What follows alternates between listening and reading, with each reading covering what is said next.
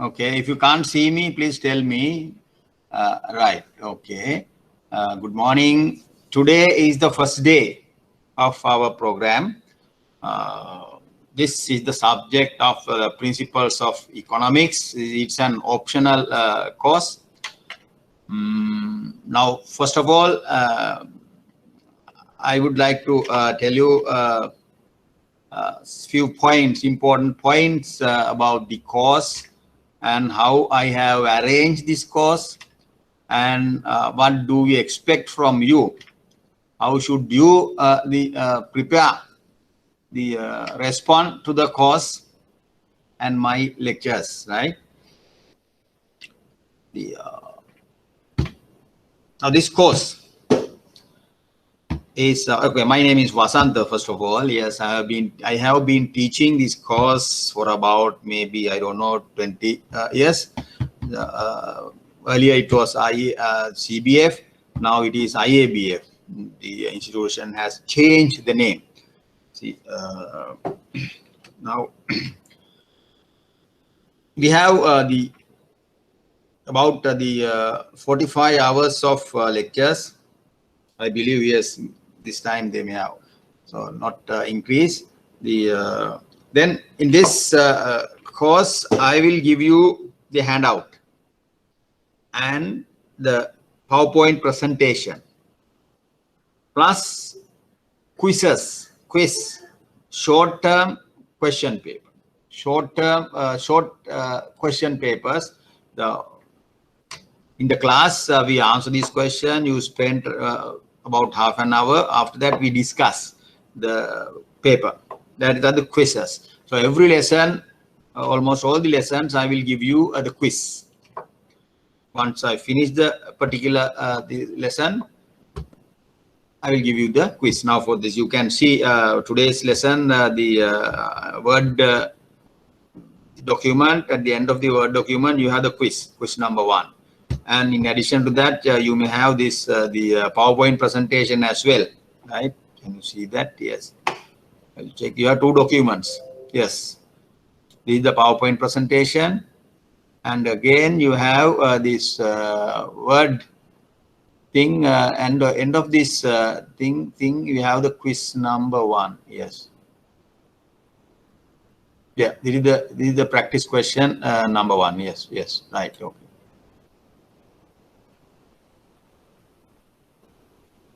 Right. Then first the references for this course, economics. Now, economics is a life subject. Day-to-day life, you all come across with the economic term. Now these days you come with the exchange rate, inflation, prices.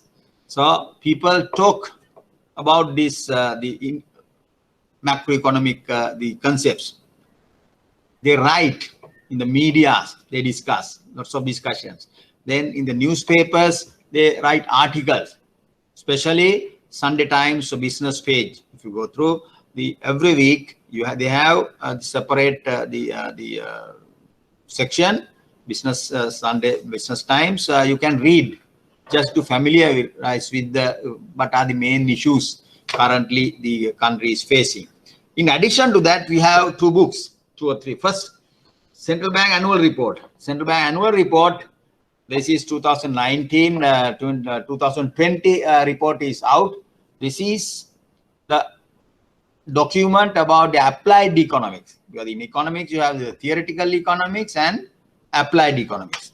These are the document which related to applied application of these concepts. In other words, they give all the real numbers, actual situations about the Sri Lankan economy. They discuss Central Bank Annual Report, part 1 and part 2. Part 2 is about the central bank, the accounting practices. They are P&L account, then the assets and liability statements, like that. You have the part 2, financial part. But part 1 is about the Sri Lankan economy. Sri Lankan economy, growth rate, inflation, unemployment, balance of payment, international trade, money supply. Every section, every macroeconomic concept, every section, key concepts, you have the separate chapter. So this will be a very useful document.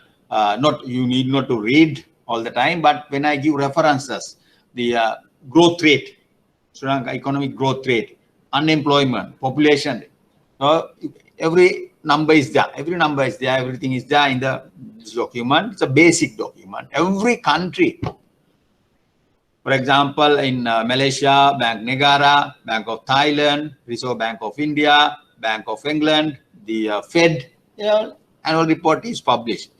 Annual report, they discuss all the economic trend about the economy past year, previous year, economic, the performances are discussed and the economic problems. This is another important reference. Textbook. Now this, I think I have given this time, this Director General of this institution, Mr. CPA Karunatilaka, he himself and myself and he, Mr. Karunatilaka, we were colleagues. We worked for the central bank nearly about 30 years. We were in the same department. He wrote very good book. He wrote 2 books actually, and now the 3rd book is still being prepared. Principles of Economics. Principles of Economics, written by Mr. CPA Karunatilaka. Now he is the Director General of the bank institution. You may have met him, even the online session. So this is a very good book. Everything you are supposed to know about the subject is there. Yes, exercises, some discussions are there. Very good book. In addition to that, you have Principles of Economics, a foreign book by Lipsey and Crystal. Lipsey and Crystal. Lipsey and Crystal. Introduction to Economics.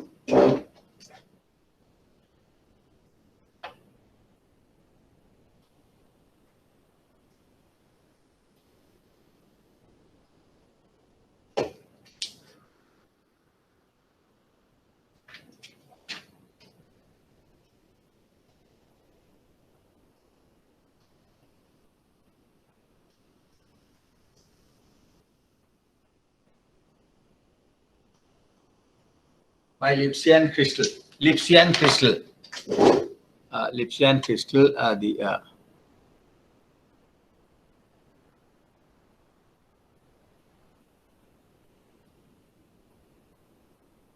you can see that yeah. Now you can see the Lipsey and Crystal, by Lipsey and Crystal.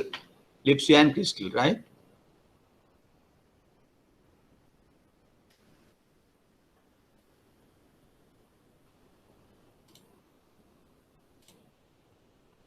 Right, okay. Now you can see. Can you see me? Yes, yes. Can you see me? Yes. If you can't see me, please tell me. Right. Right. Then the past papers. Also the banking institution published the model answers for the past, suggested answers and marking schemes. This is actually, they have published, they have issued this to the examiners. But again, the students also can buy these copies of these the model answers, suggested answers, and marking schemes. That is, this is for the 2021, the examination 2021, the paper. Right? If I tell you about the paper, structure of the paper, yes. Now this question, you have the 8 questions in the paper, altogether 8. Question number 1 is compulsory. Question number 1, compulsory. Of the first question, there are 10 questions. 5 of that 10, first 5 are MCQs, multiple choice questions. Balance 5 questions are, the question number 1, balance 5 questions are directly the filling the blank questions, filling the blanks. The growth rate of economic growth rate of Sri Lanka in the first quarter of 2020, minus 3.5, minus 3.8, like that. Economic growth rate in 2020, minus 3.5, like that. Filling the blanks question. 5, filling the blanks. First 5, multiple choice question. From the balance, first question compulsory. From the balance 7 questions, you have to select 4. 4 questions. Good choice. So therefore, altogether you have to answer how many questions? 5. First question compulsory, 4 more questions, altogether 8 questions, right? So you earn the 20 each, 20 into 500, right? That is the structure of the question paper. Yeah, if you want, you can buy this from the central bank. Maybe it is published in the web also. Please check that. Please check that. Right? Now, last time I marked about 248 answer scripts. I'm also examining also. I'm not preparing the papers, but I'm the marking examiner. So last exam I marked about 248 answer scripts.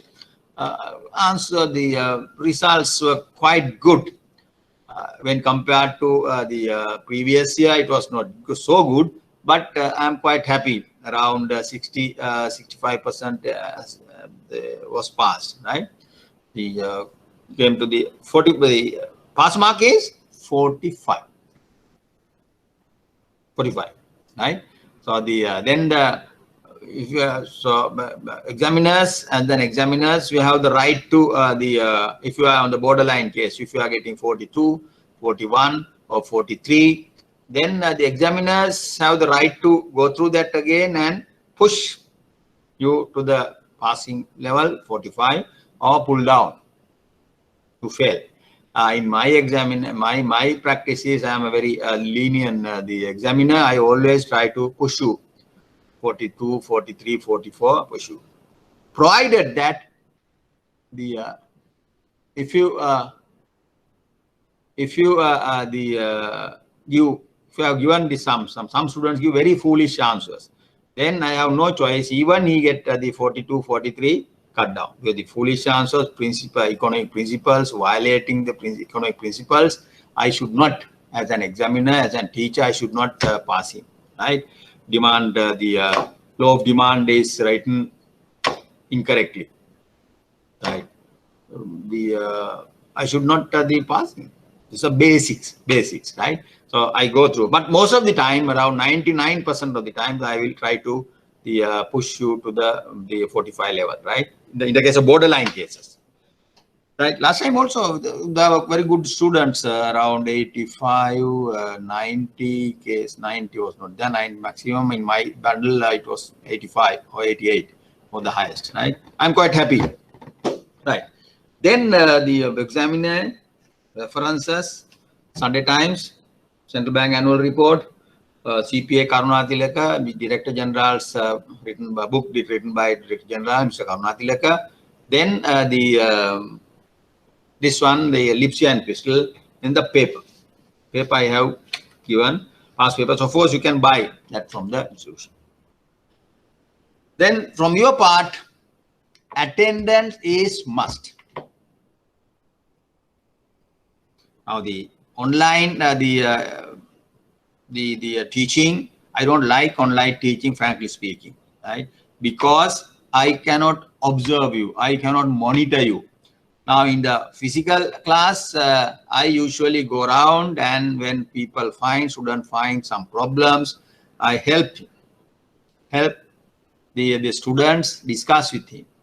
Then that part, monitoring part, is missing. At the same time, I can't observe.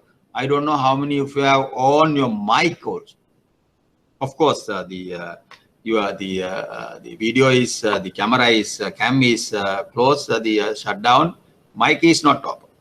Sometimes students, I know at home, some of my the children, some of my some of my friends' children, sons and daughters, how they study the online studies doing. But remember, this examination is a very important important point, the transitory point in your life, because from you have done your A levels, O levels, maybe the degree, SIMA part 1, the chartered part 1 or part 2, but this now you are going to earn the another professional qualification. This is a professional qualification, not an academic, a professional qualification. So try to finish complete the course, CABF, DABF. Then if you want, you can join the foreign university, complete the degree also, right? In collaboration with the foreign university, bank has institution has arranged students to do the complete their degree. Try to complete the course. This is another problem. I know I have met some of my not the workers, the clerical staff, maybe at the bank. When I talk to him, they have completed CIMA Part 2, Chartered Part 1, Law the Part 3.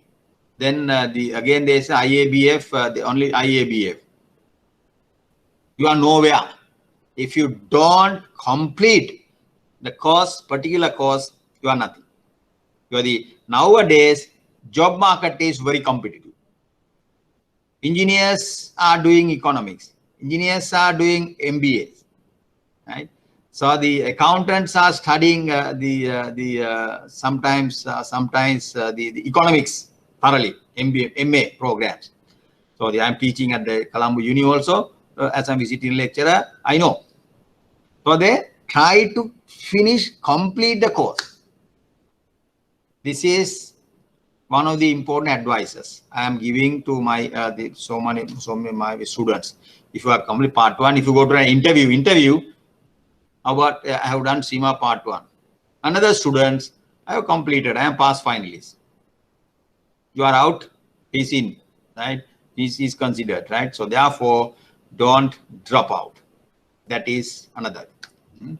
It is money. You spend some money, huge sums of money. It is money does not belong to you. Most of this, it's your parents' money, hard-earned money. So in economics, there is a concept called opportunity cost. Opportunity cost. Today we are going to learn that opportunity cost is the cost of foregone alternatives. If you don't study, if you don't study the IABF course, you can do so many other options. You can do mathematics or the CIMA, chartered, the law, you can attend, but you give up, forego those things and attend this. Opportunity cost of money, tuition fees is huge. Instead of investing, spending, financing your studies, if you don't get the full benefit of that, your parents could have invested, spent those money to brothers' tuition fees, sisters' tuition fee. If you don't get the full benefit, you are wasting your parents' money. Opportunity cost could be huge. This is their hard-earned money. You are not an employer. You are not spend. Maybe most of you. It's a parents spend you. Parents have high hopes. Please do the course. Get the maximum. Get the maximum. Determination is important. Complete that. Okay. Now that's my part is the basically structure of the course, how you have organized the course, and the references. Then few advices you to think of that, right? Okay. Now the course. Now we are going to study. Now there are 2 lessons. This is the please, if you can't hear me or if you can't see the text, the presentation note, please tell me. Please tell me. That's important. Right. Okay. Right. This is the one of the PowerPoint presentation. PowerPoint presentation. Yes, PowerPoint presentation. Then you have the other one. Same thing. The Word document is there. Word document is there. This is a Word document. Word document is there. Note. Right. Lesson 1. Now, before I go to the lessons, lesson 1, the same thing has written, but bit in detail. You can read that. And at the end of this lesson, as I said earlier, you have the quiz practice question. Today we are not going to discuss the practice question. First we will complete the first lesson, PowerPoint presentation, right? PowerPoint presentation, that is this.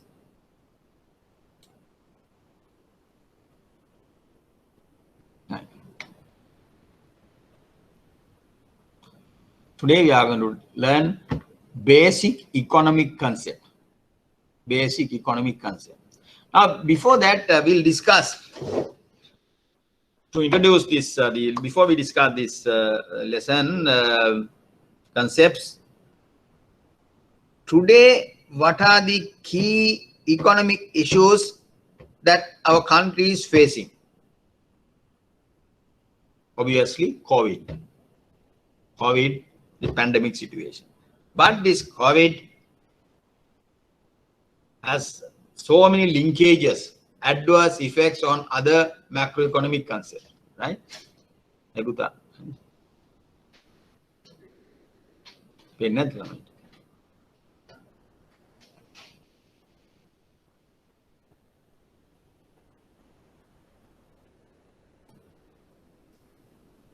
Stop sharing.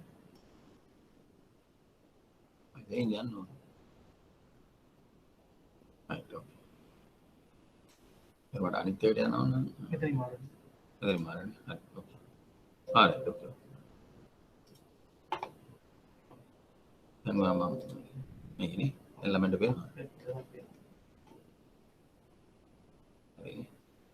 දැන් මේකෙ මෙහාට යන්න පුළුවන් නේ. ඒකනේ. අනිත් ඒවා ඕන නම් මෙතෙන්ට යනවනේ. Right, thank you. Right. Then the COVID is a pandemic. COVID, this pandemic situation has so many adverse effects on the economy and the household sector. You all know so many negative things, right? Tourism, no tourism. Middle East remittances. Middle East, the migrant workers, they almost all have to come back, right? No tourists. Our export sector is down. Then government has put some restriction on imports, importation of luxury goods as well as some of the non-essential goods, right? So you restrict international trade. There's no dollar flows are coming to Sri Lanka from exporters. They send their dollars. Then Middle East workers, migrant workers send their hard-earned dollars. Then again, tourism, tourist sector, they come and spend in Sri Lanka. So these are key major sources. In addition to that, foreign investors also invest in our share market, and also they bring the bonds and bills, treasury bills and bonds, right? Government securities, right? So all these are the sources of dollar sources. Now they have problems, restrictions. Not the restriction, they are dying out because of this pandemic situation. As a result, there's a direct impact on our exchange rate. Dollar rupee rate, 196, 200, 210, 206, 207, like that. So exchange rate is rising. That will have effect on imported prices. Imports will be expensive. Then the cost of living increases. Inflation will be there. Now there are so many adverse effects. Not only Sri Lanka, almost all the countries in the world, especially developing countries, has a great impact. Right? Developed countries, they have reserves, huge reserves, foreign reserves. In US, you are getting $1,400 every month. Right? In US, in Australia, you are getting nearly 600 to 1,000 US dollars every month. Now, at the moment, there are some restrictions. Now, for 6 months, they give that. Right? European countries, Germany, the rich countries, they have a huge pool of dollar reserves. They distribute money. They give money to the household. But in Sri Lankan case, we are poor. Developing country, we don't have money. We have so many budgetary issues. Even 5,000 rupees, they give last 2 occasions, the COVID, the first wave and the second wave, government give 5,000 rupees to the poor household. Poor household, right? So then but we are poor. It's very difficult to manage, continue with these payments because our reserves level has come down drastically. Foreign reserves have come down. We are around now, it was about 8 billion US dollars. Now it has come down to around 2 to 3 billion reserves. That's the problem. But in China, US, they are reserved trillion level.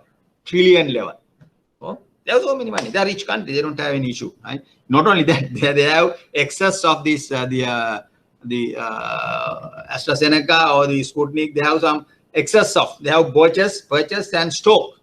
So is maintain huge stocks of the vaccine. That is also a problem. Huge inequality in vaccine distribution.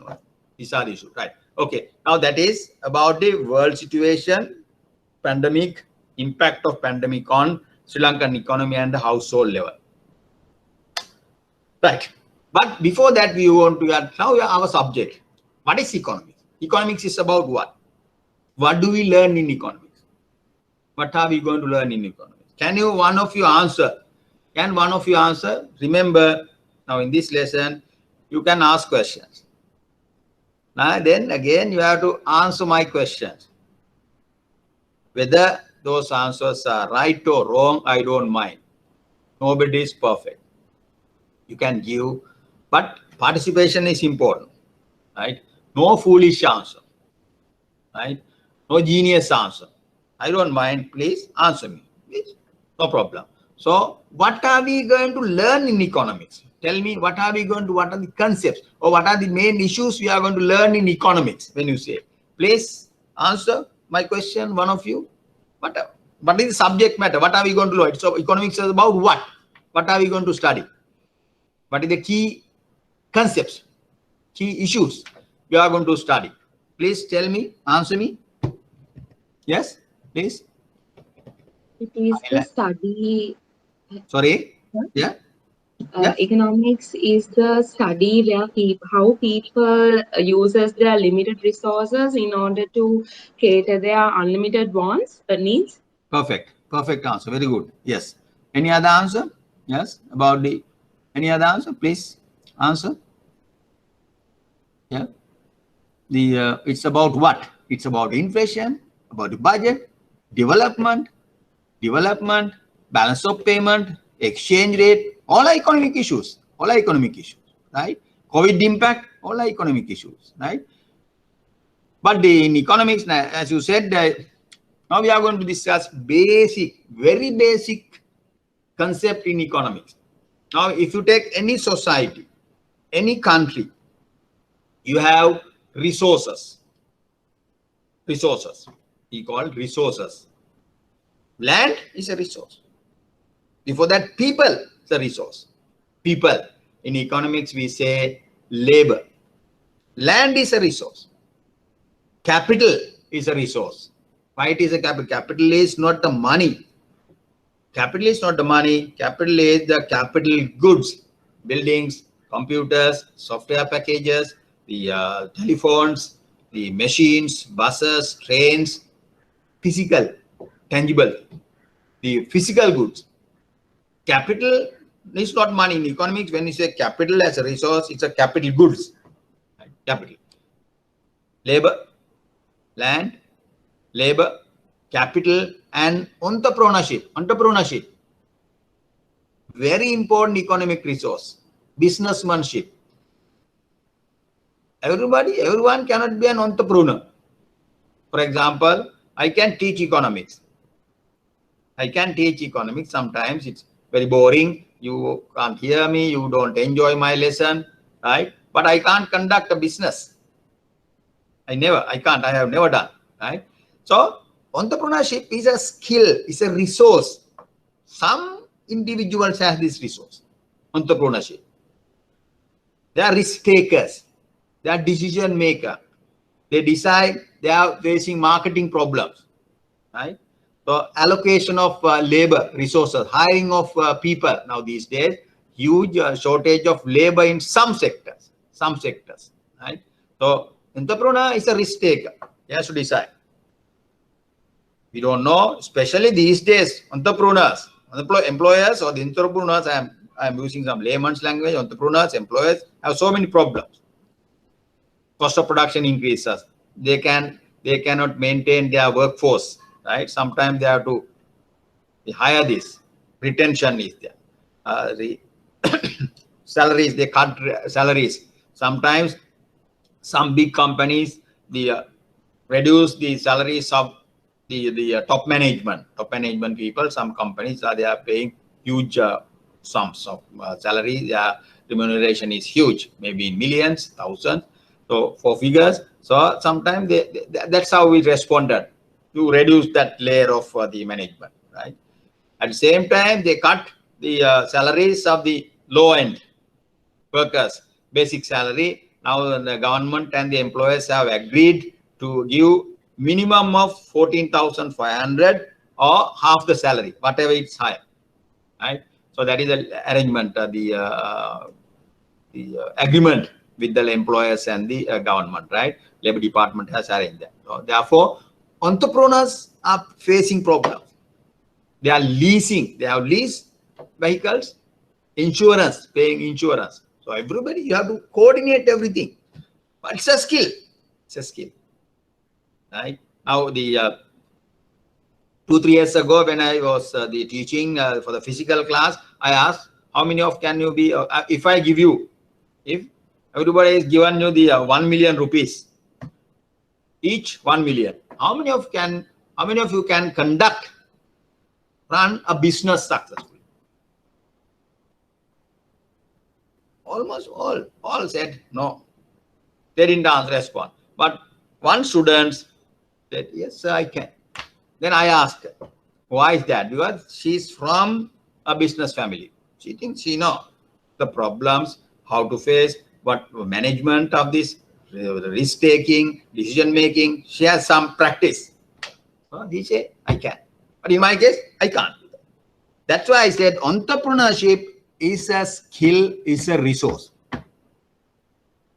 Right? Then resources, land, labor, capital, entrepreneurship. Now the thing is, these resources are limited. Resources are limited. As you said, limited resources. Land, limited. Labor, resource, limited. Capital, limited. Entrepreneurship, limited. But our wants, human wants, what are the human wants? We need goods. We need services. We want goods. We want services. We want goods. We want services. Haircuts, telephone services, hospital services. These are services. Then goods, food, clothing, medicine. These are wants. So human wants. Then human wants, another classification is physical and mental. Physical wants, goods and services. Mental wants, love, determination, hate, right? So everything. Mental wants, so many mental wants are there. Right? They are unlimited. Unlimited. You want to be a successful businessman, a leading lawyer. It is a maybe mental. Right? Mother's love, father's love, your fiance's love, mental wants, right? They are unlimited. Then there's a clash between limited resources and unlimited wants, goods and services in sales. Then what will happen? Scarcity of resources. Scarcity of resources, not enough resources in relation to human wants. So that is the basic economic problem. The basic economic problems is scarcity of resources in relation to human wants. That is the basic economic concepts. If you don't have scarcity of resources, we don't have economies. You need not to learn this. Scarcity is the issue. Right? COVID, scarcity of vaccination. We borrow, we beg people, we buy these things. Scarcity all over the world, huge scarcity of vaccination. AstraZeneca or Sputnik or the Sinopharm, Pfizer. Not enough production. That is a scarcity. So scarcity of resources, that's a basic issue. Right? Then these resources are also called factors of production. That is more technical term. Factors of production. For categories, they are called factors of production. Land, all free gifts of nature. Land, free gifts of forest. Minerals also, land, coming under land. commonly called natural resources are called land. Labor, all human resources. Mental and physical, both inherited and acquired, are called labor. Labor, usable, can contribute to the economic growth, to the production of goods and services. For the infants, can't do that. Very old people can't do that. They are not coming into the labor force, of course, right? They are not in the labor force, right? Labor force means you're able to contribute, ability to work is there. Minors, 6 months, 1 year old, it's not in the labor force. The very old people, 60, 70, 80 years old, they are not in the labor force, right? So the all human resources, mental and physical, both inherited and acquired, are called labor. Capital, all those man-made aid to further production. Man-made aid, such as tools, machinery, factories, which are used up in the process of making other goods and services. Using this PowerPoint presentation, I provide a service to you. I educate you. I am trying to educate you, right? Services, right? IBSL, using all this infrastructure in the lab. Menaka, Kavindra is there. Then these buildings, chairs, tables, computers, management, all to provide the service of banking service, banking education, right? Entrepreneurship. Entrepreneur is a person who takes risks taken by introducing both new products and new ways of making all products, new processes and new products. He organized the other factors of production and direct them along new lines. Also, he is responsible for business decision. Can you be an entrepreneur? If so, how? If not, why? Think about that. Entrepreneurship is a resource, skill individual has, right? Entrepreneur. The entrepreneurs cannot be some organized way. Also, you can form a company and become an entrepreneur, right? We want goods, human wants goods such as houses, cars, shoes, shirts, and saris, physical goods. Also, we want services such as medical care, haircuts, laundry services, and internet services. These are services. So the online business, the internet services, online business now in the country, some of the remote villages, you can see on television, some students are climbing to the very high places to get signal because of lack of signals, right? So they don't have, it's not efficiently distributed. Signals are not efficiently distributed. You need the towers to get the signals, and some companies, some television companies, sometimes SLT, and doing that, providing that also. Internet services, right? That's also the human wants. Now here I have not included. If you read the book, the wants also should be considered. Mental wants, right? Determination, right? Patriotism, love. These are the mental wants. What is the difference between a good and a service? Tell me, what is the difference between a good and a service? Tell me, a good and a service. Yes? Tell me, please. Goods can be stored, services cannot be stored. Yes. Service? Cannot be stored. Stored, cannot be stored. Good. Any other difference? Yes. Goods are tangible, services are intangible. Okay. Tangible, intangible. Any other thing? Yes. Good. Both are correct. Perfectly correct. Yes. Good and service. Yes. Good is tangible. A service is not tangible. Yeah. Good can be stored. Service cannot be stored. Yes. Yes. Goods So are in the case limited, of services. sorry. No, both are limited. No, both are limited. Limited. Goods and services. Goods. Another thing is good is, as you said, stored. Goods are already produced. It is there. Goods are already produced. It is there. Loaf of bread. Go to the supermarket, particular shelf, and then get loaf of bread. Buns. All the other items are there. It is there. Goods and goods are produced. Service. When do you start producing the service, producing the service? Yes. Doctor's consultation, medical care, haircuts. Haircuts are not already produced, no? Laundry service. Services are produced on demand.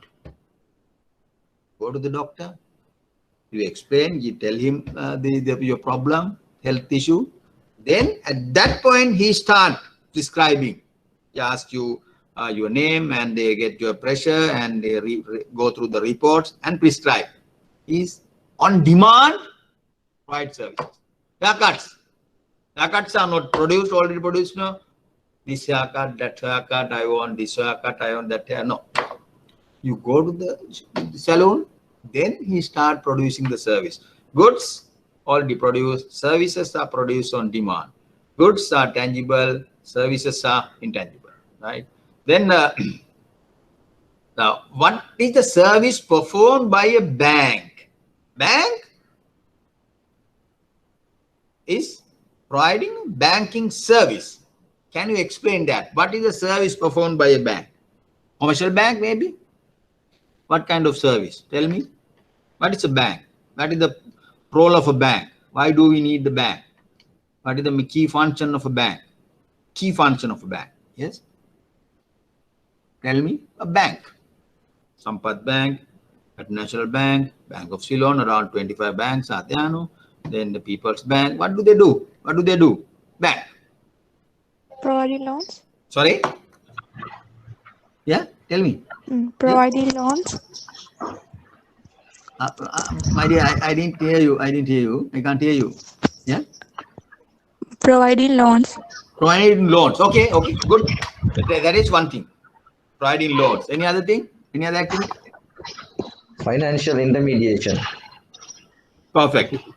That is the answer I want to get. But what is financial intermediation? Financial intermediation, you link two parties.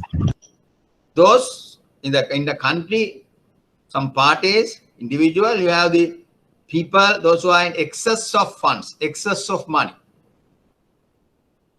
Bank, get that excess. This individual deposit their money in the bank. They, in other words, they loan. They give that money to the bank and they get a return. Then bank, like that, bank pool, accept deposit. Then, as you said, they issue loans to the needy people, investors, right? That activity is called financial intermediation. Good, very good. Financial intermediation, right? Accepting deposit, giving loans. Sometimes they are called fund-based activities. Accept funds, issue funds. Now, there is another activity banks are doing, fee-based activity. Issue guarantee letters, right? You charge some service fee. Issue, open an LC, service charge. Fee-based activity. Fee-based activities and fund-based activity. But main activity is the fund-based activity. Fee-based activity relative to the fund-based activity is very small, right? So the banks are doing financial intermediation. Financial intermediation. Good answer, right? There are lots of financial intermediaries. Stockbroker. Intermediary function. Intermediary function. If you want to buy shares, you have some money, you want to buy a share, you don't go to the share market and get some money. You can do that. You directly do the trading. But the thing is, nowadays you have to come through a dealer. You phone your dealer, primary dealer, so and so, okay, Mr. So and so, I want to buy the 1,000 shares of that company, right? Please arrange that. Then dealer has some other contacts, those who are willing to sell particular shares. Then he arrange that. You earn commission from both sides. So he provides the service to me. I have to pay percentage to the dealer, primary dealer, because of that service. I purchased that service from the primary dealer. Then the other party also, they are supposed to pay a fee, small fee, that will be the income of the primary dealer. Intermediation. You link two parties. Intermediation, right? Economics is the study of how people and societies deal with scarcity. What is scarcity? Scarcity of resources in relation to human want. Now it is clear. Everything is clear. Economics is the study. Economics is not the scarcity of, it is not the basic economic issue. With the problem is the scarcity of resources in relation to human want. It is not the scarcity of engineers. It is not scarcity of doctors. It is not scarcity of money. Right? Scarcity of resources, more broad terms, in relation to human wants. Scarcity of resources compels countries to make choices. Now, resources are scarce. Every society, every country, you have that. About the type and the level of economy, then because of the scarcity, you have to decide. So, society has to decide, country has to decide, okay, what goods and services to be produced, what to produce, how to produce these goods and services. Should we use more labor, more people and less machines, or more machines and less people? That is called labor intensive or capital intensive goods. Should we produce how do you produce? It's a labor intensive activities, capital intensive activities. What goods and services to produce? Should we produce space shuttles? Or should we produce tea, rubber, coconut, basic primary goods? Right? For whom to produce these goods and services? Now these problems are called problems arises because of the scarcity of resources. That is the thing. Then what to produce, how to produce, for whom to produce. Some textbooks, you have 4 basic production questions. They are called how much to produce. Now how much to produce is not included. Now recent books, they included that in the what goods and services produce, right? So the 3 basic production question: what to produce, how to produce, for whom to produce. Now let's go in detail. What to produce? We don't produce space shuttles. How to produce these goods and services? Some activities, now for example, paddy farming. Long time ago, 1960s, 70s, even 80s, paddy farming was more labor intensive, more labor, people-based activity, more female labor. Replanting, planting, the harvesting, everything was done by the people, labor intensive activity. Now it has become capital intensive, machine based activity.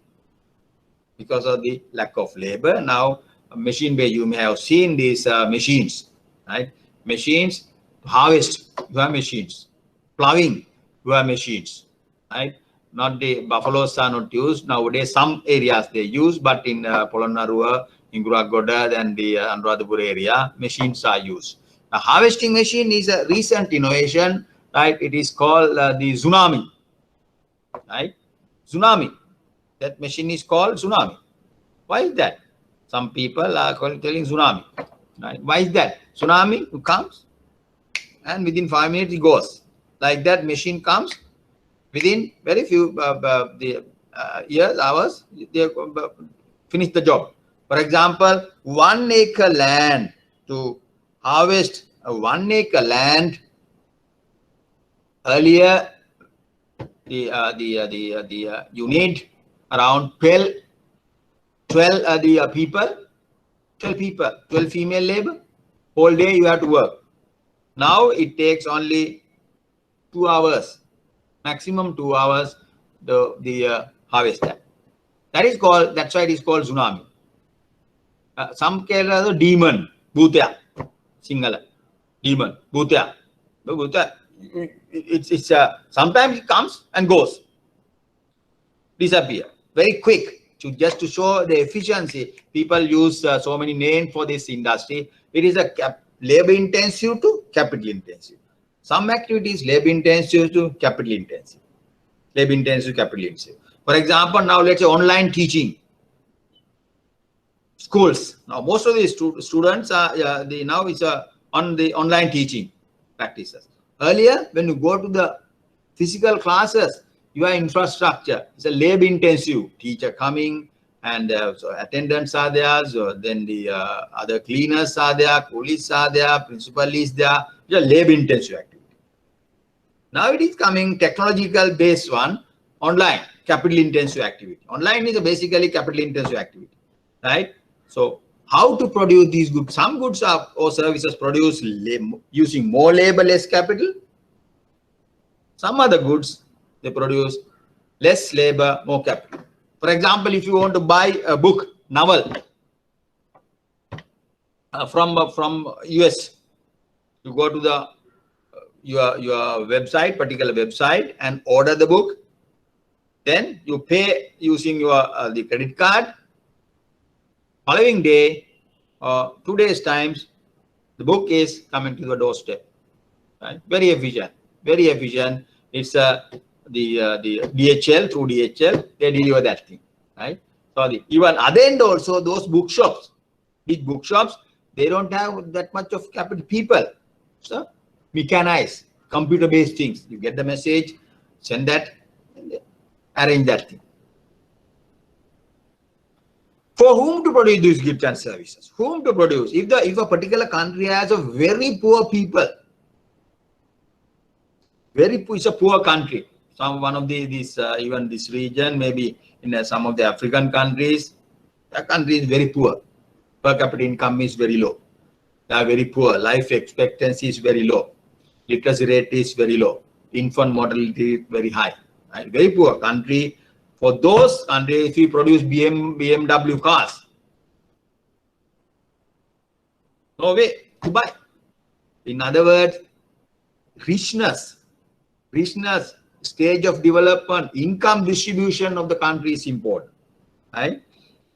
The country has very poor people producing the BMW, Lamborghini. In that country, there is no point. There is no demand.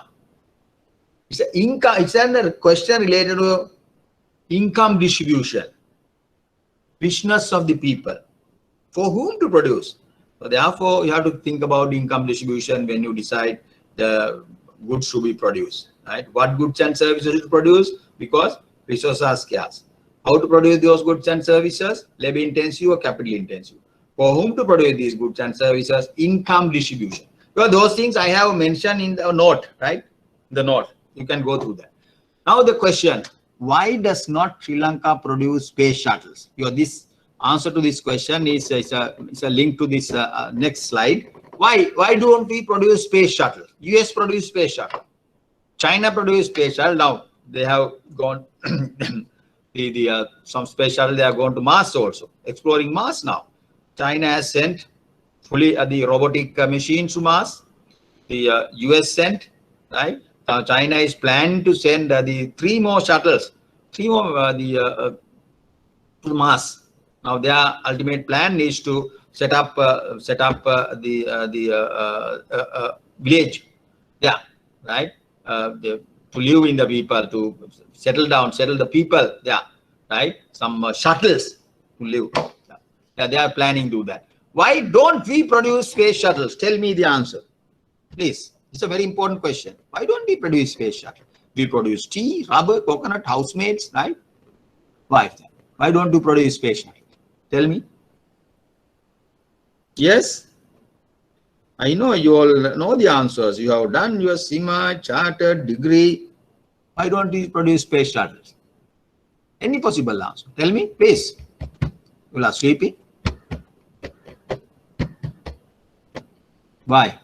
Any answer? Why don't we produce space shuttles? Space shuttles? Yes? Hello? Answer me. Hello? Hello? We don't have enough resources. Enough resources. Agreed. Okay. Any other answer? Any other answer? Since we are a third world country and Okay. our the Okay. poverty level is too much. Okay. So for whom to produce the goods and services, Okay. space shuttles are not necessary at the moment. Okay. Okay. So catering other needs of people is, Right. I think, Right. highly important. Right. That's why. Okay. Correct. Any other answer? Yes. Now your answer is okay. Actually, it's a good answer. Very good answer. Earlier also resource based one. Here you say we have so many other problems to solve.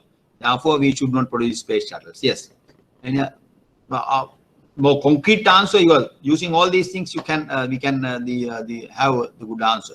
Why don't we produce? Yes, space shuttles. Now about the resources, one can say, okay, you bring all the scientists from Houston, US, and set up or get a loan from China. Set up next to the Nelum Kuluna, you have a huge laboratory and start producing a space shuttle. You can do space shuttle. Get a loan from China. Now we are more or less China based. No, you can't say it is bad thing. Yes, we are poor, right? Poor country. That's but still we don't tend to produce that. Second question, second answer is we have more problems to solve. We are third world country, poverty is there. Yes. Now we go to the economics of these things. So produce now we are. I'm coming to this the key issue: opportunity cost. Opportunity cost of producing a space shuttle is huge. Then question is, what is the opportunity cost? Opportunity cost is what is opportunity cost? Opportunity cost is if you do something, you have to forego something. You have to sacrifice something. Now you are listening to my lecture. You forego so many things. You can't do marketing. You can't do washing. You can't watch the cricket match. Today you don't have no cricket match, or the rewind the pure TV and rewind some the teledrama. You can't do that. You forego all these things. Every action has an opportunity cost. You forego this. Opportunity cost is the cost of best foregone alternative. Now, for example, listening to my lesson, you have so many foregone things. You can't study. You can't read. You can't visit to a relative or a friend's place. You can't do your washing, right? You can arrange your the cupboard or the reading table, right?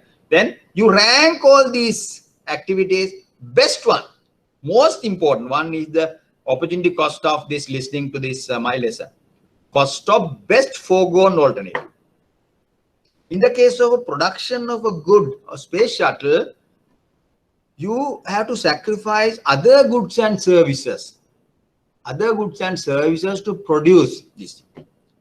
Space shuttles generally small scale space shuttle cost about 500 million US dollars. Small one, 500 million. I saw that on CNN.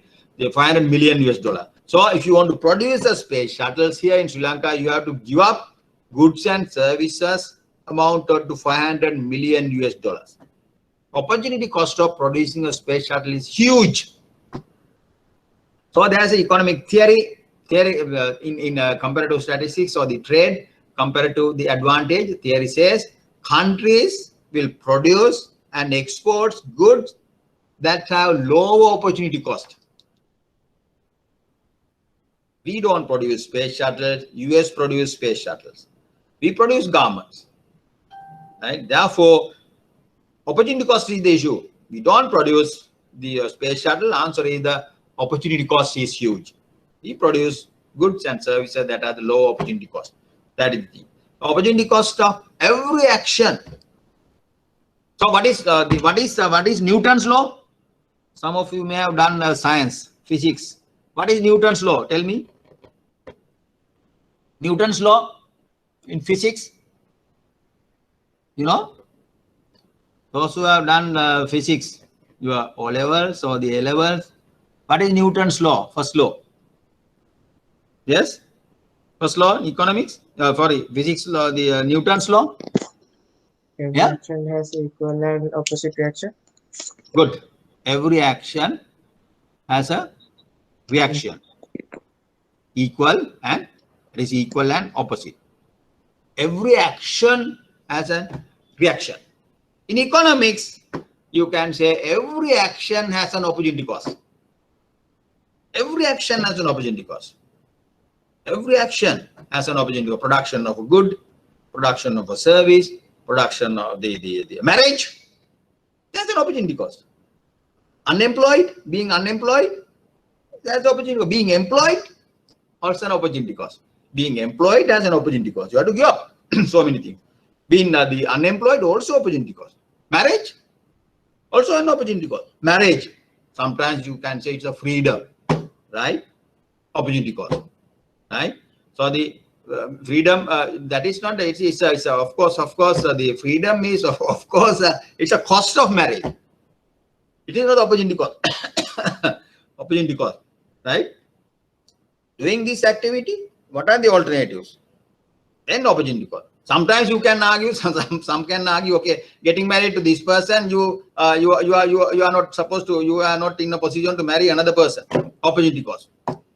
Opportunity cost of marriage, right? Sometimes some people find a huge opportunity cost of marriage, right? Then they go to courts, right? Then when they realize these things, not initially, right? So every action has a opportunity cost. In physics, Newton's law say every action has a reaction, equal and opposite. In economics, we can say every action has an opportunity cost, production of goods, production of a service. Now, for example, COVID. Recently, the Honorable Prime Minister said we have spent 280 billion rupees on this the pandemic issue. Buying the vaccines, then for the payments, OT payments, then the OT payments, payment for the crematorium. Around 3,000 people have now, more than 3,000 died, right? Is dead actually, right? The payment, huge payment, right? So therefore, that is a direct cost of this one. But the indirect cost or the hidden cost, opportunity cost would be there. Huge. If you don't have this, if you don't spend this, what are the other activities? Development with an economy, highways, railway lines, schools, conducting examination. These are the opportunity costs of this, the spending on this pandemic, right? Every action has an opportunity cost. That is interesting. Like Newton's law in physics. Now, economic activity. Remember, I am not going to discuss this, the Word document. Now, same thing is there in more detail. You can read and understand that this is a PowerPoint presentation. Briefly we discussed, but I explained everything. Economic activities. What is an economic activity? You can measure this. You have some monetary values.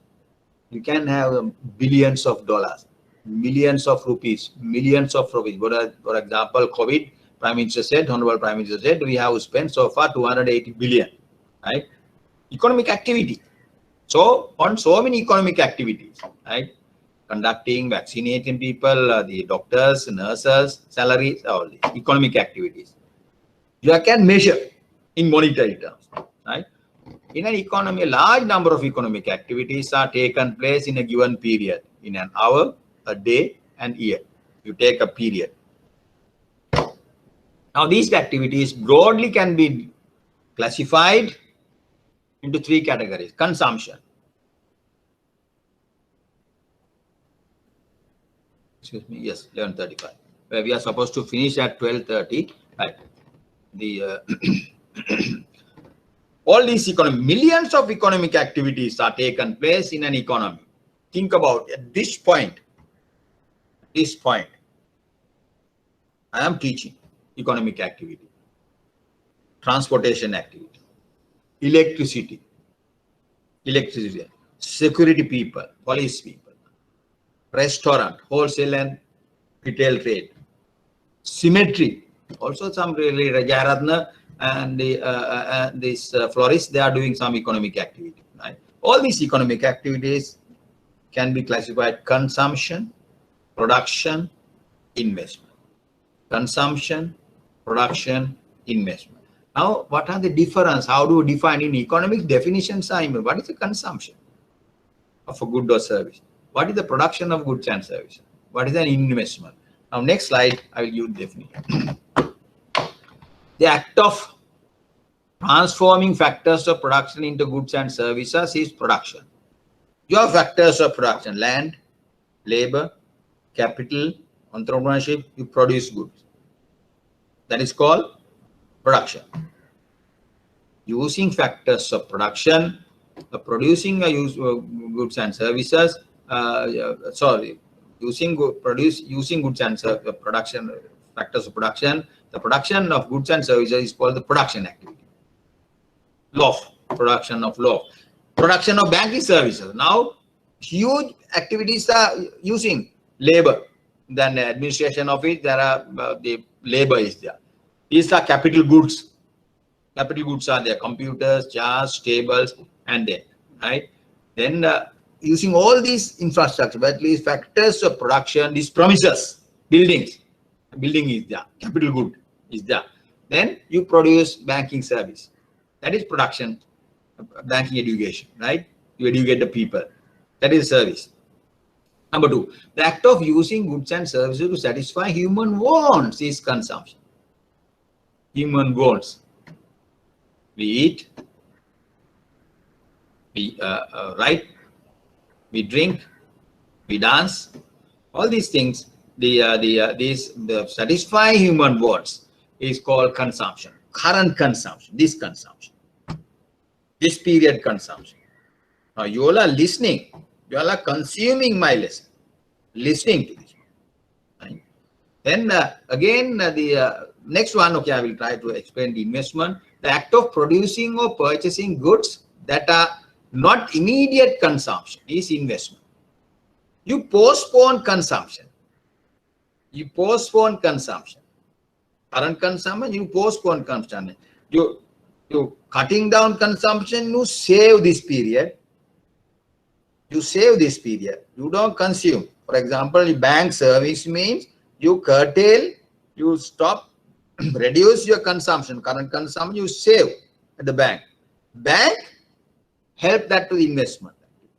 Future investors will increase the future production of goods and services. Producing or purchasing goods that are not immediate consumption, future consumption. For purposes, if you produce something, that is called investment. Producers produce, consumers consume, investors invest. Producers produce vegetable production, paddy production, then the tea production, service production, then the other production activities, production activity, production of flour, production of dal, production of bread. Right. Consumers, we are consumers, we consume. Then investors separately. For example, if you take one individual, he is a consumer when he go to the market, Sunday fair, or to the supermarket, or to any grocery shop, he will be a consumer. Same individual, if you go to the office, he will be a producer. He supply labor service to the bank. He supply labor service to the company.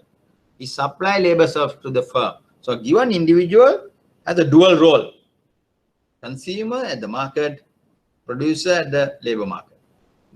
Consumer in the goods market, producer in the factor market, labor market. Right? Investors invest. Right? Now these types of economic analysis. Now for the whole subject, we discuss the basic economic problems. Then we other concepts. We discuss opportunity cost. Then we discuss the economic activities. Now subject, your analysis, types of analysis different.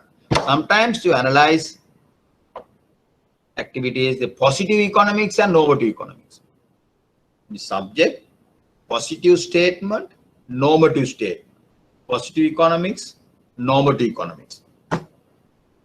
Short run analysis, long run analysis.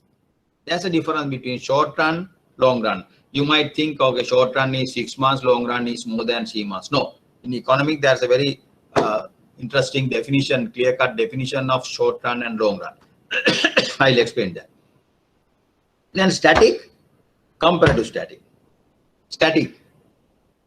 At this point, I am analyzing the market. I am calculating this price and the given condition. At the given condition, I analyze the market and demand and supply and determine the quantity and the price. Then some condition change. Then this market condition change and market come to another position. Then you analyze these things. Analyze these things, equilibrium price and equilibrium quantity. That is called comparative static. Then you say, okay, this price is higher than that one. Quantity is lower than that one. This is called comparative static. You compare two situations. Static and dynamic. Static is this one.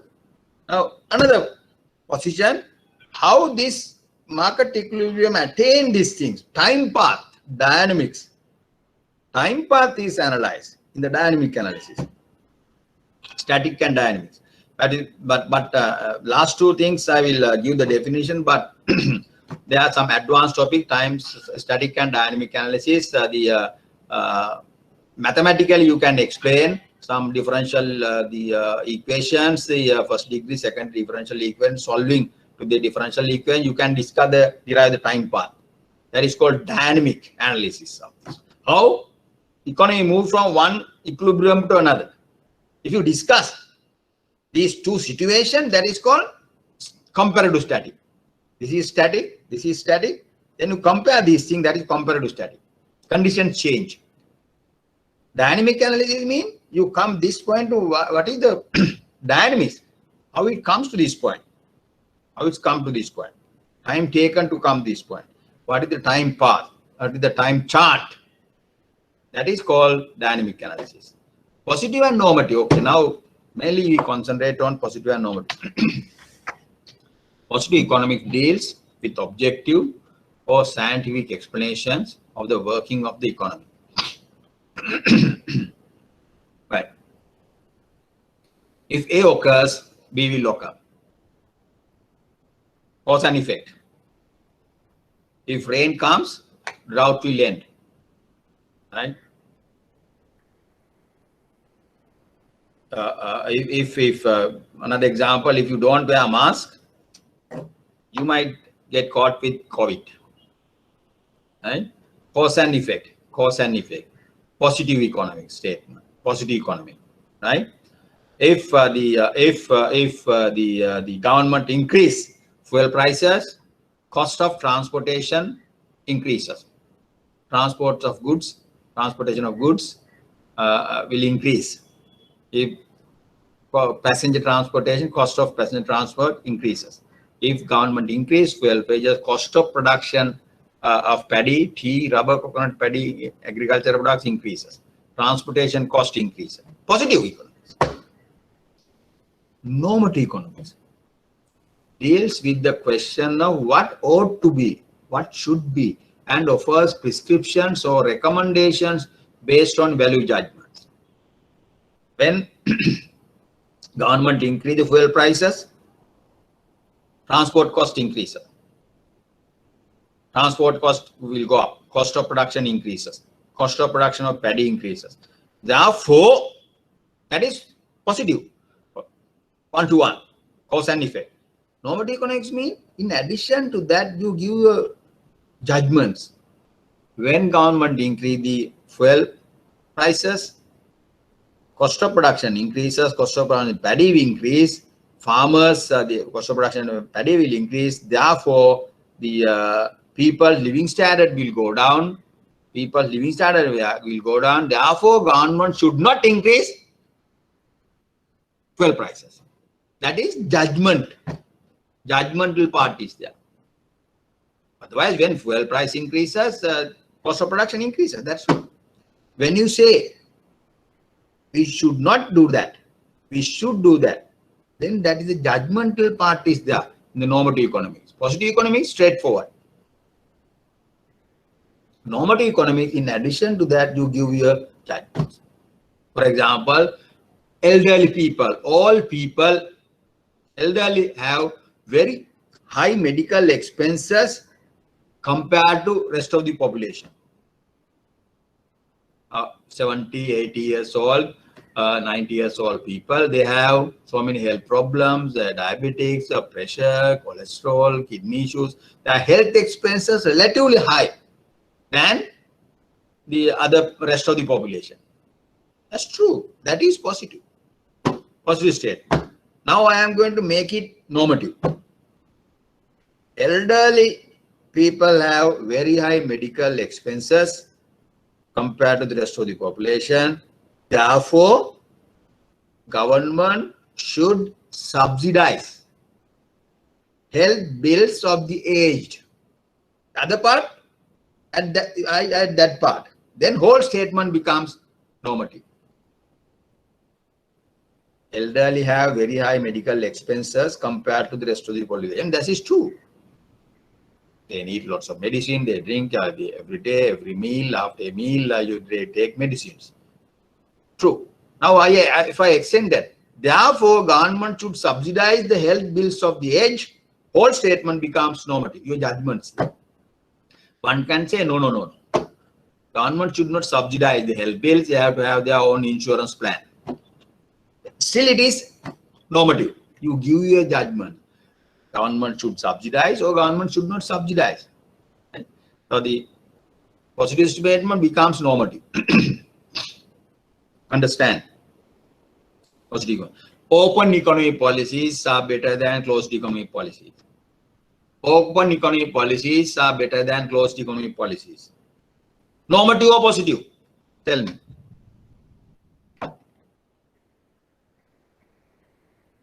Yes? Open economy policies are better than closed economy policies. Normative or positive? You have to think whether there's a judgmental part. Can we say another other way around also? Closed economy policy is better than normative economics. So, sorry, open economy better than closed economics. Like that. Judgmental, if judgmental part is there, it is normative.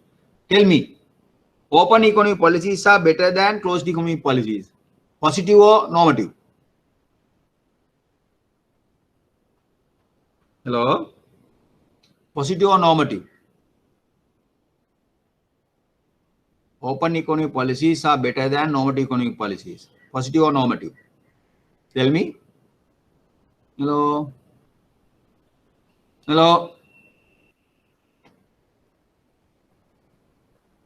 Positive economic policies are better than normative economic policies.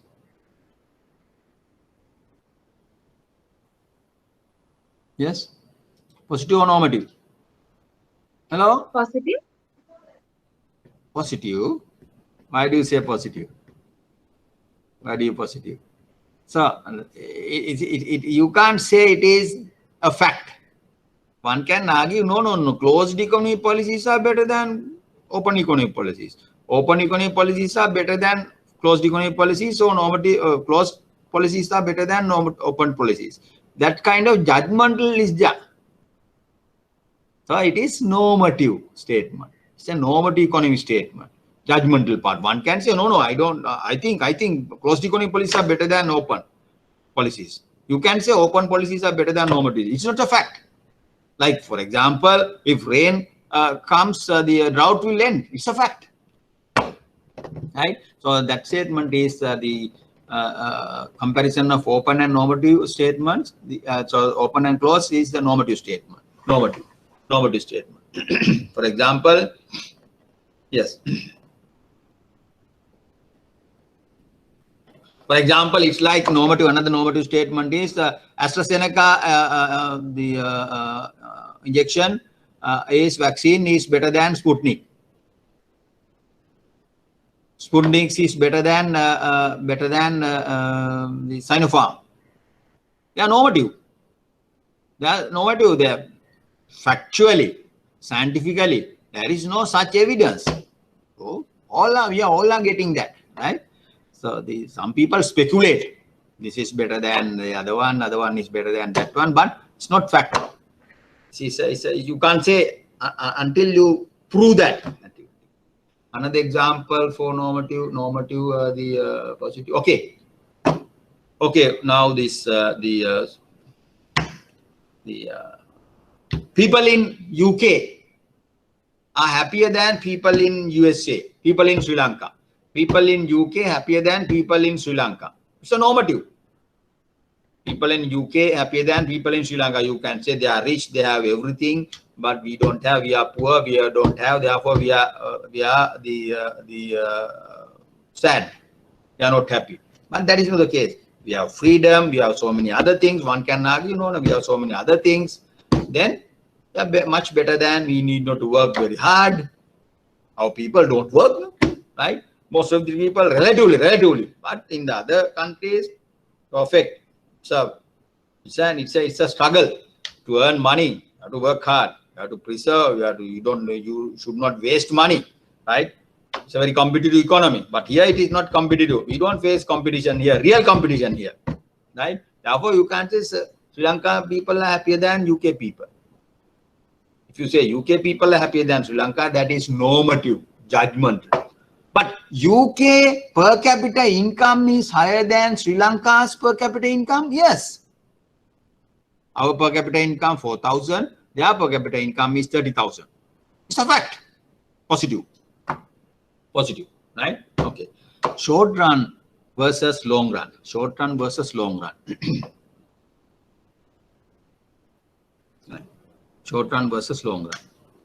A short run, think in economics, when you say short run, long run, 6 months, more than 6 months, long run, first 6 months, short run, no. Short run, long run definition is in the short run, an investor or the producer or the consumer or economic agent, broadly speaking, some individual cannot make all the adjustments he needs. You have some restrictions, some fixed constraints. Some constraints are there. Initially, when you start a business, you don't have enough money to buy computers. You have fixed amount of sum, but you can hire any number of workers. You don't have money. You can't go to the bank and get a loan, right? So therefore, your money, capital, computers, fixed. But labor is variable. You don't, in the short term, you can't make, you need 10 computers. But at the initial, you have only one computer, you have to manage with that. So the capital goods, fixed, labor is variable. But in the long run, all are variables. You can make any adjustment. So that is the difference between short run and long run. The movement, the point where your fixed factor becomes variable factor is the point where you move to long run. So therefore, short run 6 months, long run more than 6 months, not clear. Some companies, short run the 1 year, a long run more than 1 year. Short run maybe some other company, short run 5 years, long run more than 5 years. You have to wait 5 years, do business, ups and downs. Bank doesn't give you loan. 5 years you have to manage with the given fixed factor. You can't do all the adjustments, right? That is short run, long run definition. Clear-cut definition is there. If the people, economic agent cannot make all the adjustments he needs, he is in the short run. If he can do all the adjustments he wants, then he is in the long run. Short run is the period during which consumers and producers have not had enough time to make all adjustments to the new situation. The analysis in this situation is defined as short run analysis. In the short run, in the case of producers, firms, in the short run, we say there is some fixed factor. In the long run, no fixed factor, they are all variable. You can hire any number of, buy any number of computers, hire any number of workers, expand the factory size, long run. Long run. Long run is a time period during which consumers and producers have had enough time to make all adjustments to the new situation. You can make all adjustments. As I said, you can hire any number of workers, you can buy any number of computers, you can increase the factory size, or you can change your scope of your business in the long run. What is the scope of your business? Scope of your business. Now, at the moment, IBSL is doing banking service, educational service, and they make money, they make profit. At one point, if they decide in the long run, if they decide, okay, now we have enough money, we will start a finance company, then you change the scope of the business from the services sector to the financial sector. Scope of the business. For example, the prime land is initially they were in the land business, buying and selling lands. Then they change the scope of the business, and another thing, they start building the condominium. Again, you change the scope of the business, expand the scope of business. Now they are in the financial sector also, finance company also. See the land business, condominium business, building the buildings, building business, condominium business, financial business. Scope changes. In the long run, you can do anything. You have enough resources. Static. Static is the branch of economics which studies the properties of a given equilibrium in a market or an economic system. Static. Today, this point, at this point, this week, today is the July 3rd. This is now 12 o'clock. You analyze this market. You calculate equilibrium fish market, equilibrium price and equilibrium the quantity. Value go to fish market. Then comparative static is the branch of economy which compares equilibrium positions when external conditions change. For example, you say pre-COVID and post-COVID analysis. Pre-COVID, before COVID comes, Paligoda fish market very competitive, very flexible. Market price moves up and down. Where lots of consumers came. The buyers were there, suppliers were there. Pre-COVID, post-COVID, that is pre-COVID static analysis, as it is. Then post-COVID, lots of these sellers get caught with this COVID. They were they were isolated. Suppliers discussed. Consumers didn't come. Another market situation. Another market situation in the presence of COVID. Then what will happen? These are the two situations. If you compare these two positions, markets in these two positions, it is called comparative statics. Static is one particular point. 2 points. To compare the market, that is called comparative static. Dynamics. Dynamics is where you go to market pre-COVID in the presence of COVID. Two situations. Comparative static. Dynamics means what will happen to the prices, time path of this. Will the time price decreases? Yes. When because of this COVID, what happened? The earlier pre-COVID prices were very high, fish prices. Then in the presence of COVID, the price went down. So time path is declining.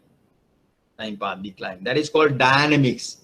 When you analyze the dynamic time path, it is called dynamic analysis in economics. Dynamic analysis, static analysis, comparative static, dynamic analysis, short run, long run.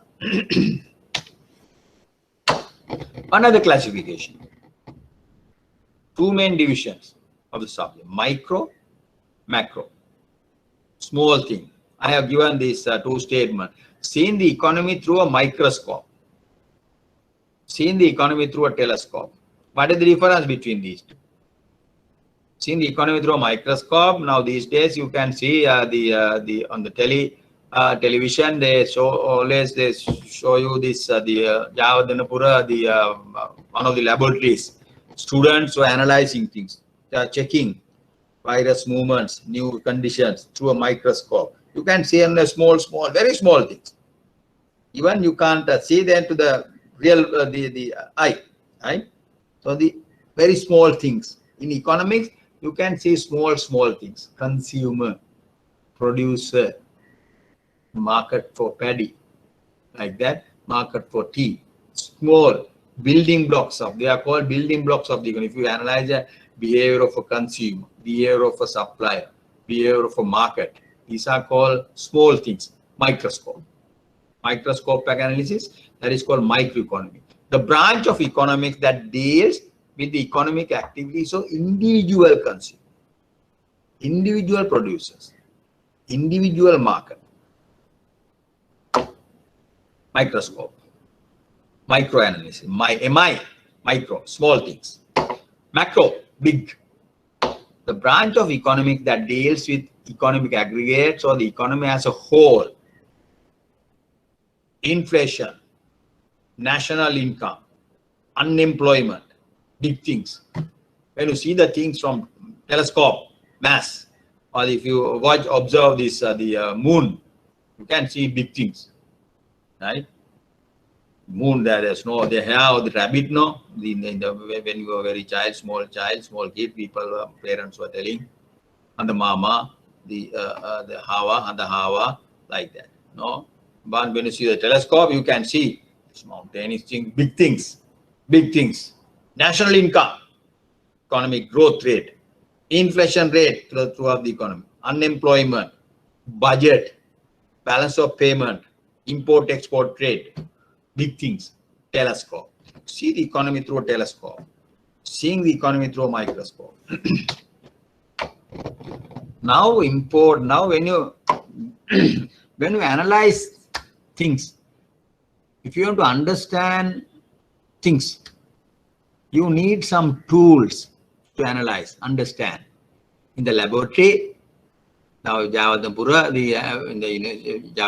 the scientist, Mr. Jeevandhara, Professor Jeevandhara, now he's analyzing. With the help of his students, he analyzes things. He sees the microscope, he analyzes things. He has some charts, techniques, chemical reactions. Using this, his analytical tools are there. Then you analyze, he give conclusions. Conduct the experiment, observe, draw conclusion. That is his process, analytical technique is there. Then like that, in economics also, you need some tools to analyze things, understand things. What is efficiency? What is unemployment? What is scarcity? What is growth? These are very important macroeconomic concepts. To understand these concepts, we need some technique, analytical tools, understand, explain things, explain things, right? So using these tools, you can explain things too. You see, you yourself can understand. I myself can explain to you. Production possibility frontier, production possibility curve, production possibility boundary, same thing. Is one of the important tools to analyze the understand the economic concepts, to analyze the economic concept, right? And using a chart, you can explain that. You can explain that, right? A long time ago,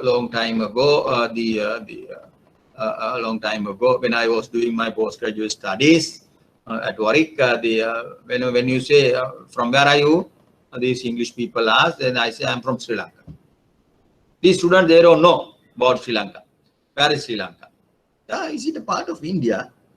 Right? They sometimes ask. No. We say no. India is a separate country. Ours is a sovereign country, separate sovereign country. Then you draw India. Then this is Sri Lanka. It's a separate country, right? Separate country, right? So you drawing pictures. That is my tool. I try to explain that. Production possibility curve or the boundary or the frontier is some tool to understand things. The PPC shows, now what is that? PPC is generally, this is the PPC. Food and clothing, two goods. Curve is general, it is concave to the origin. You can have other shapes. It could be convex. It could be a straight line. But generally for a real economy, if you draw the production possibility frontier using two categories of goods, two types of goods, it is concave to the origin. Concave to the origin. What does that mean? If your food production is here, if you use all the available resources to produce clothing, you can produce maximum production of clothing for a given amount of food. If you increase food, you have to cut down clothing. Maximum clothing decreases. If you cut down food, maximum clothing increases. Right? So PPC is the combination, the points of maximum combination. Maximum combination. PPC shows for each level of the output of one good, food, the maximum amount of the other good, clothing, that can be produced. For example, if you inside here, clothing here, you are not producing the maximum. If you using all the available resources, factors to produce, you can produce this much. If you produce in between, it is not efficient. It is not the maximum. Inefficient production. PPC is an important tool that helps economists to illustrate, understand, explain the economic concepts such as scarcity. What is scarcity?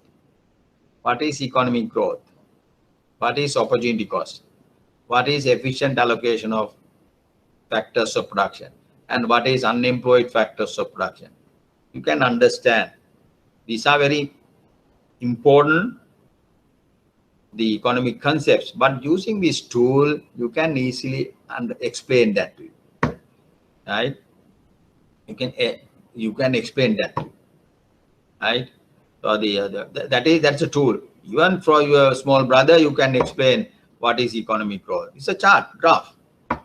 Even to your grandmother, you can explain what is economic growth, what is opportunity cost, what is scarcity. Very simple tool, right? It is also termed as PPB, production possibility boundary. PPF, production possibility frontier. What is the opportunity cost of attending the IBSL classes? Opportunity cost of IBSL classes, right? So this is a good question, because using PPC, you can explain what is opportunity cost. Now they ask the question, what is the opportunity cost of attending the IBSL classes? This class. We said every action has an opportunity cost. Every human action has an opportunity cost. Every production action has an opportunity cost. Every consumption activity has an opportunity cost. Newton's law in economics, you can see. Even attending IBSL classes, the opportunity cost. What are these? You cannot be studying customer service. You cannot be studying doing your marketing. You doing some shopping, visiting a friend's place, right? Visiting these days you can't visit the place, and there are restrictions. No, do some washing, right? Arrange the reading table, right? So arrange the wardrobe, like that, right? So then these are the activities. Then you rank these activities, or sometimes you can't be attending having good sleep. So you rank these activities and best foregone activity. If someone of activity, I can't do my washing these days, I can't watch TV, that is the opportunity cost of attending this class.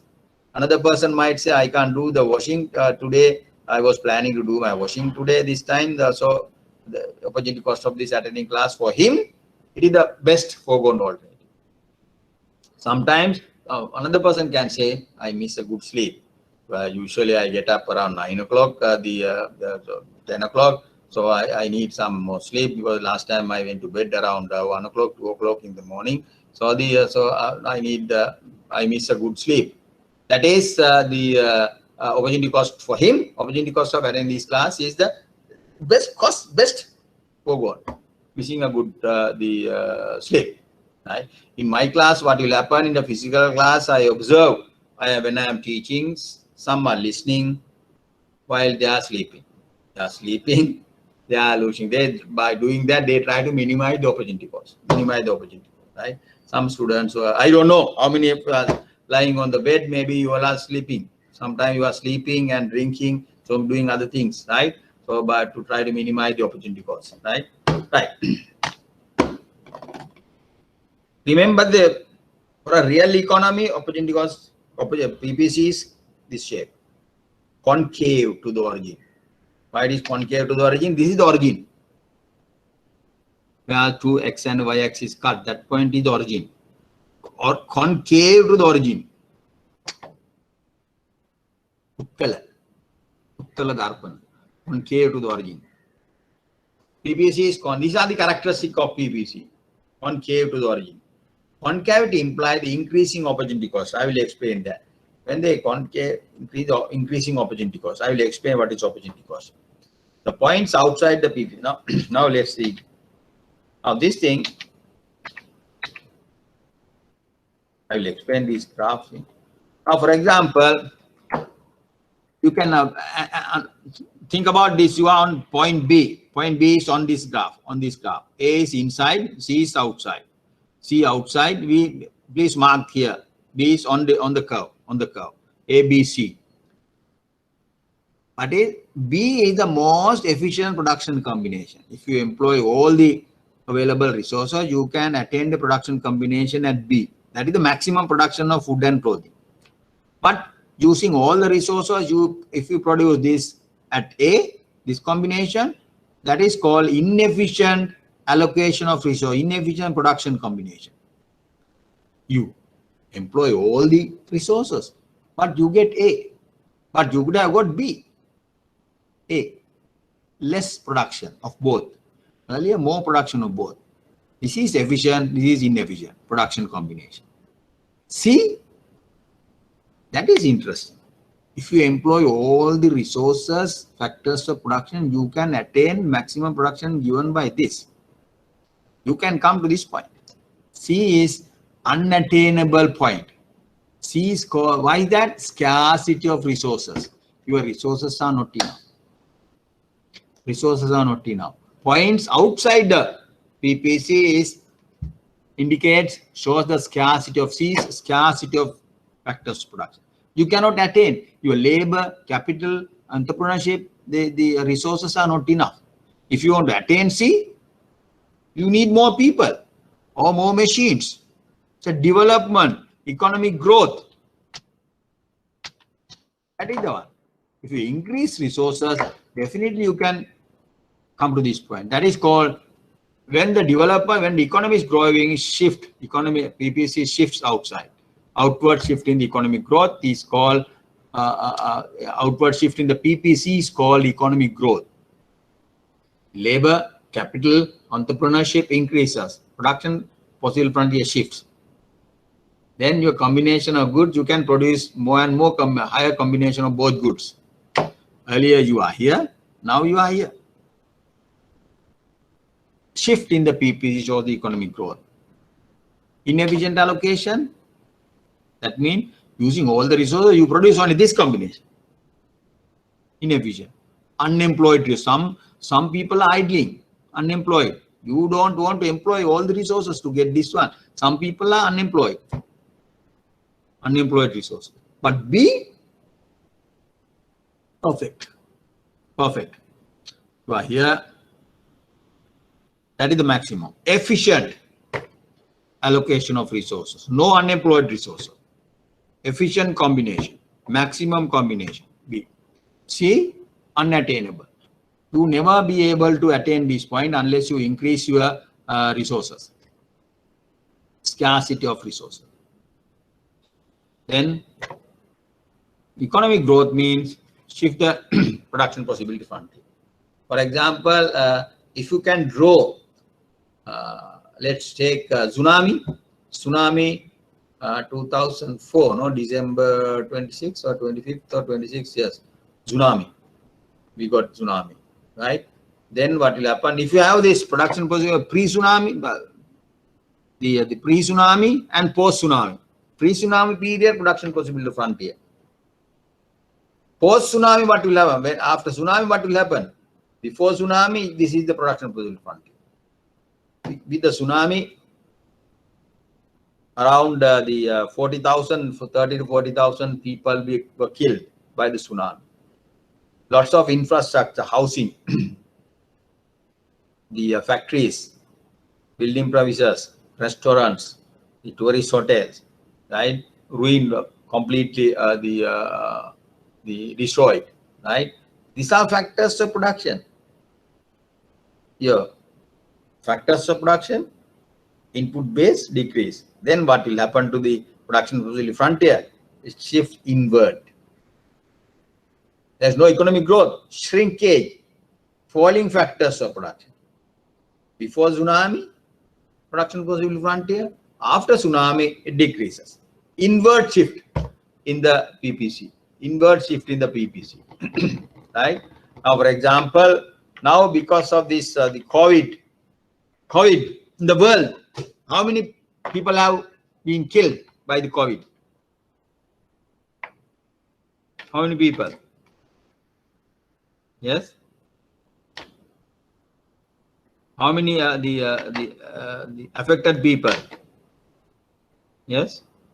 Now in every now these days, if you watch the news, Every channel, the first item is affected people, number of death. World affected people, number of death.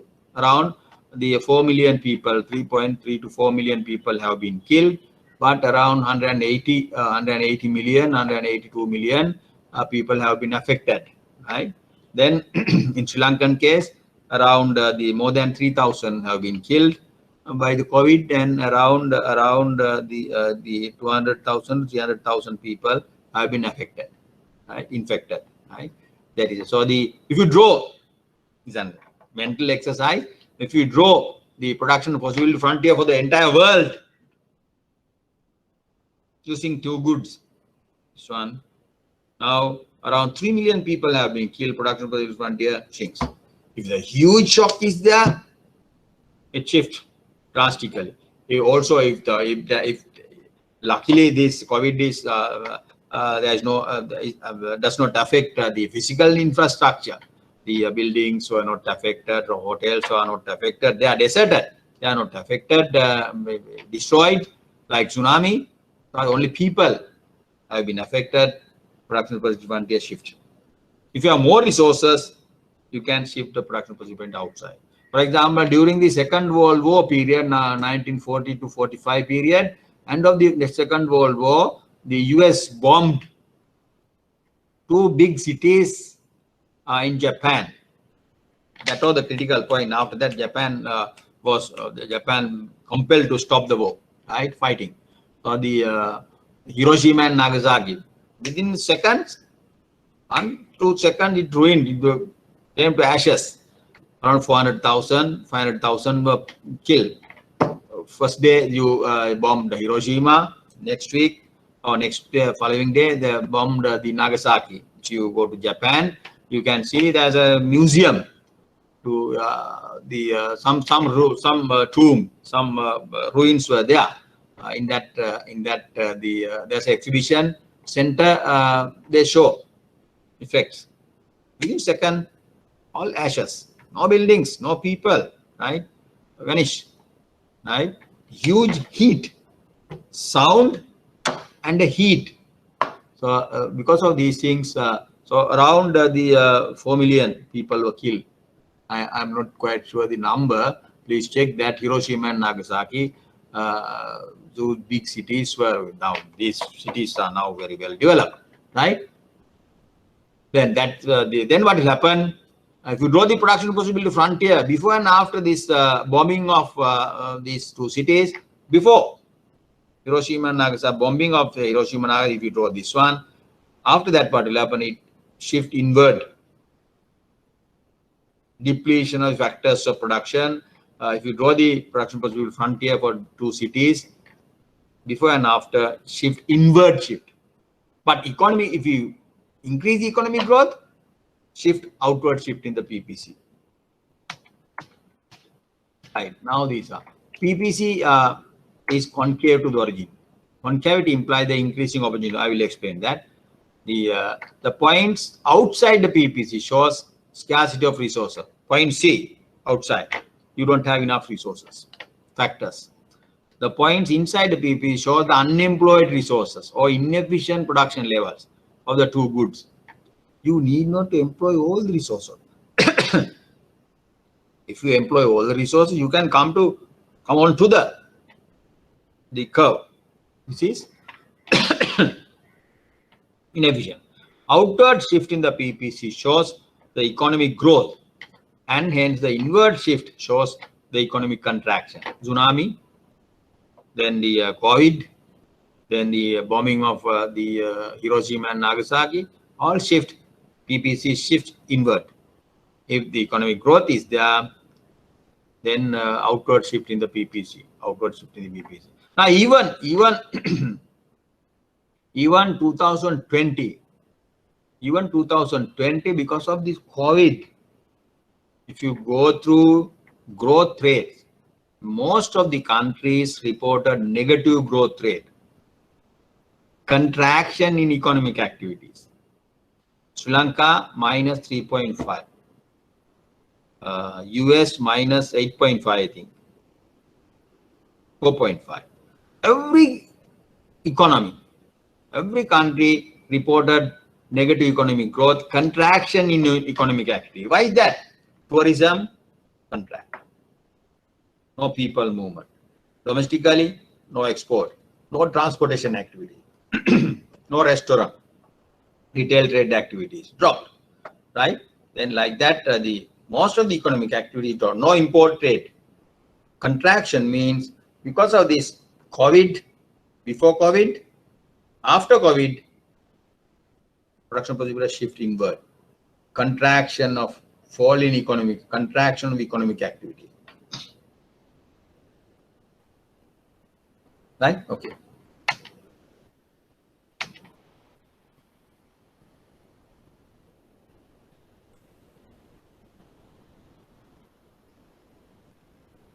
Right.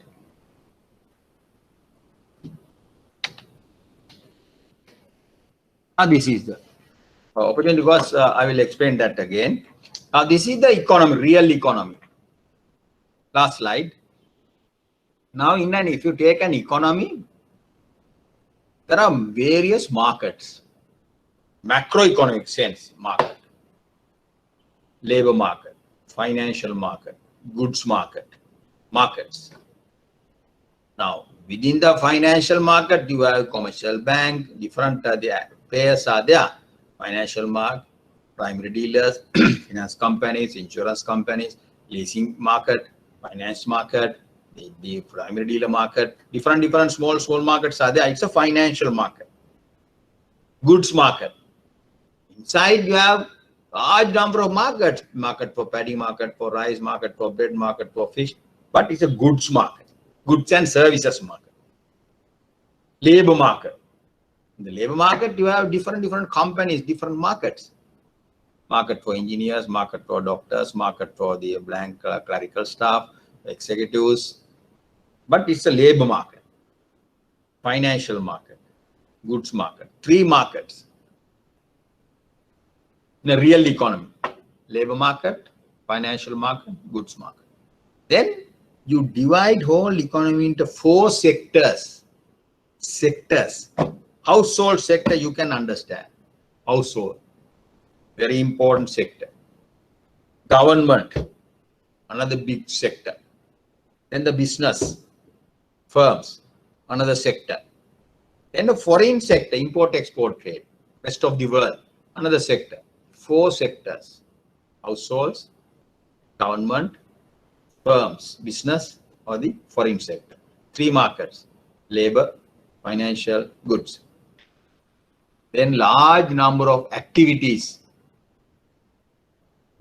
forces, labor supply, labor demand.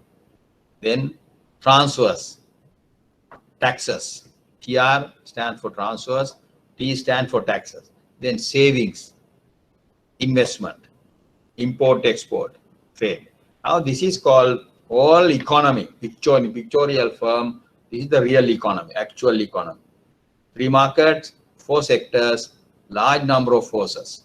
The activities, then the 2 market forces, supply and demand, then large number of activities, consumption, savings, government expenditure, transfers, taxes, imports, exports. Real economy. Now, from this point onward, we'll discuss the lesson 2. We are going to discuss lesson 2. We are going to discuss the next lesson, demand supply forces, market forces, like that. Now this the 4 sectors: households, government, business, and foreign. Business means firms. Foreign sector. 3 markets: goods, labor market, financial market. Activities: production, consumption, investment, imports and exports. Activities, economic activities. Forces: demand and supply. Demand, supply. Labor market: companies demand labor, individuals supply labor. Then the goods market: consumers demand goods, suppliers supply goods. Financial market: people, individuals provide finances to the intermediaries. Intermediaries lend or loans, right? These are the activities, right? Activity, investment, imports and exports, right? Okay. Then next week, I just want to discuss. Now this is finished, but the thing is this one. This is the note about this everything. Please read this. Just reading in detail. Same thing in detail. In detail. Micro, macro, production for frontier. Please read those things. Now this is a marker, but this one is next week. First thing in the next week, I will discuss this the practice questions. Please go through this practice question. There are the 5 questions. 5 questions. Starting from the question number 5. Starting, I want you to try this question. Then next week we'll discuss this assignment number 1. After that, we can we can discuss in detail. Come to the other lesson, right? Okay. Thank you very much. If you have any comment, am I fast? Too fast? Can you understand my teaching? Can you? It's okay, or should I discuss more questions? More discussions are not enough. Please comment. Or you can't hear me. What adjustment should I make to my teaching? Is it okay? It's all right? Hello? Please tell me. If Hello, not, sir. Thank you. Yeah. Hello. Thank you very much. See you all on next week at 10:30. Right? Okay. Thank you. Thank you. Sir, Yeah. Tell me. from where can we get the note that you made? Note, of course, I think they have uploaded. No. You didn't see that note?